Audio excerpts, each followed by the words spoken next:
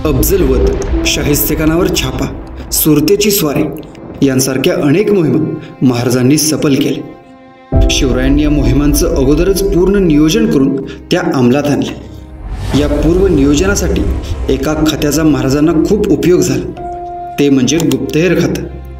ह्याच गुप्तहेर खात्यातले एक व्यक्ती जे महाराजांबरोबर सुरुवातीपासून ते अगदी त्यांच्या शेवटपर्यंत सोबत राहिले आणि स्वराज्यासाठी बहुमूल्य कामगिरी करून दाखवली, ते व्यक्ती म्हणजे निष्णात बहुरूपी बहिर्जी नाईक। आजच्या या व्हिडिओमध्ये आपण बहिर्जी नाईकांचा इतिहास आणि त्यांचे स्वराज्यासाठीचे अनमोल कार्य पाहणार आहोत। स्वराज्य स्थापनेच्या कार्यात शिवरायांच्या पराक्रमी साथीदारांबरोबरच त्यांच्या गुप्तहेर खात्याचा सुद्धा अत्यंत उपयुक्त सहभाग होता।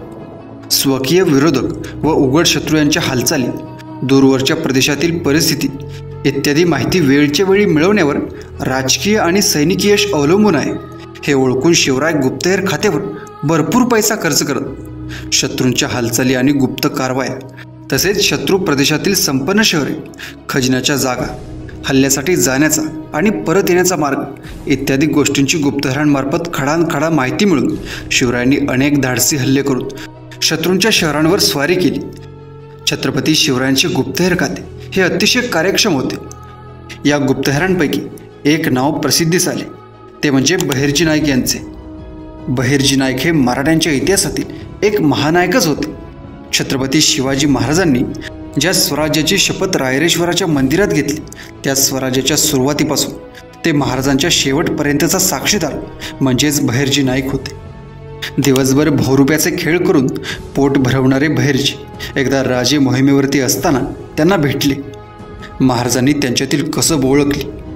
नाईक स्वराज्य निर्मितीच्या कामाला अगदी हिरा आहेत हे राजांनी ओळखले आणि तात्काळ त्यांना त्या कामाला रुजू करून घेतले। महाराज नेहमी आपल्या माणसातील गुण ओळखून त्यांना कामे वाटत असत। बहिर्जी नाईक कुणाच्याही नकला वेषांतर करायला अगदी पटाईत होते, तसेच ते बोलण्यातही हुशार होते। त्यामुळे राजांनी त्यांना गुप्तहेर खात्यात रुजू करून घेतले। बहिर्जी नाईक यांचे गुण सांगायचे ठरले तर अंगात स्फुरण आल्याशिवाय राहणार नाही। नाईक हे महाराजांच्या गुप्तहेर खात्याचे प्रमुख होते। फकीर, वासुदेव, कोळी, भिकारी, संत अगदी कुठलेही वेषांतर करण्यात ते पटाईत होते। पण फक्त वेषांतरच नाही तर समोरच्या माणसाच्या नकळत त्याच्या तोंडातून शब्द चोरण्याचं चातुर्य त्यांच्याकडे होतं। ह्यात सर्वात मोठं आश्चर्य हे की विजापूरचा आदिलशाह आणि दिल्लीचा बादशाह यांच्या महालात वेषांतर करून ते जात।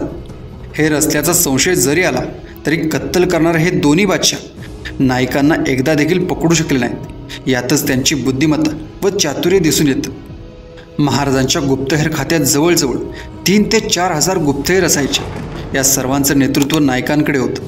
हे सर्व गुप्तहेर नाईकांनी विजापूर, दिल्ली, कर्नाटक, पुणे इत्यादी शहरात अगदी हुशारीने पसरवले होते। चुकीची माहिती देणाऱ्यास कडेलोट हा नियम त्यावेळी होता। त्यांनी गुप्तहेर खात्याची जणू काय एक भाषाच तयार केली होती। ती भाषा फक्त नाईकांच्या गुप्तहेरांनाच कळे। त्यात पक्ष्यांचे, वाऱ्यांचे आवाज असे। कुठलाही संदेश द्यायचा असल्यास त्या भाषेत दिला जाई। महाराज आज कुठल्या मोहिमेवर जाणार आहेत हे सर्वात आधी नाईकांना माहीत असायचं।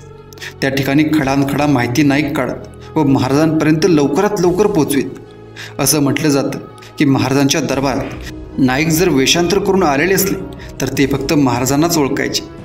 थोडक्यात दरबारात बहिर्जी नाईक नावाचा इसमच नाही अशी सर्वांची समज असायची। ते फक्त गुप्तहेरच नाही तर लढवय्ये देखील होते। तलवारबाजी, दांडपट्ट्या ते अगदी माहीर होते, कारण गुप्तहेरांना कधीही कुठल्याही प्रसंगाला सामोरे जावे लागेल हे त्यांना माहीत होते। कुठल्याही घटनेचा ते खूप बारकाईने विचार करे। शत्रूचे गुप्तहेर कोण, ते काय करतात यांची देखील माहिती ते ठेवत। तसेच त्यांच्याकडे एखादी अफवा पसरवायची असल्यास किंवा शत्रूला चुकीची माहिती पुरवायची असल्यास ते काम ते चतुराईने करीत। फक्त शत्रूच्याच प्रदेशाची नाही तर महाराजांच्या स्वराज्याची देखील पूर्ण माहिती ते ठेवत। शिवराय व शंभूराजे जेव्हा औरंगजेबाच्या वाढदिवसाच्या दिवशी त्याला भेटायला गेलेले असताना त्याआधीच दिल्लीत नाईकांचे गुप्तहेर दाखल झाले होते, कारण महाराजांना काही दगाफटका होऊ नये याची त्यांनी पूर्ण काळजी घेतली होती। त्यासाठी त्यांनी आपले गुप्तहेर वेगवेगळ्या वेशात दिल्लीच्या कानाकोपऱ्यात लपवले होते आणि तेही महाराजांच्या येण्याच्या महिनाभर अगोदर केले। हा एकच प्रसंग, परंतु महाराजांच्या आयुष्यातील प्रत्येक घटनेत गुप्तहेर म्हणून त्यांचा सहभाग असायचा. त्यात अफजल खानाचा वध, पन्हाळ्यावरून सुटका, शाहिस्तेखानाची बोटे तोडणे, पुरंदरचा वेढा किंवा सुरतेवरील स्वारी असो, प्रत्येक प्रसंगात बहिर्जी नाईक महाराजांचे अर्धे काम पूर्ण करत असत. या प्रत्येक घटनेत नायकांनी शत्रूंची इत्थंभूत माहिती महाराजांना दिली होती. बऱ्याच वेळा महाराज बहिर्जींनी दिलेल्या सल्ल्याचा विचार करून पावले टाकत असत. राज्याभिषेक करताना महाराजांनी ज्या अष्टप्रधान मंडळाची निर्मिती केली त्यात गुप्तहेर खातं तयार करण्यात आलं. तेव्हा देखील नाईक त्या खात्याचे प्रमुख होते. राजगडापासून जवळपास 500 किलोमीटर अंतरावर असणारी सुरत ही व्यापारी पेठ लुटण्याची ठरताच सुरतेची संपूर्ण माहिती, एवढंच नव्हे तर कुठे निश्चितपणे भरपूर धन हाती लागेल अशा सुरतेमधील ठिकाणांची तपशीलवार माहिती आणण्याच्या कामी महाराजांनी बहिर्जी यांना पाठवले.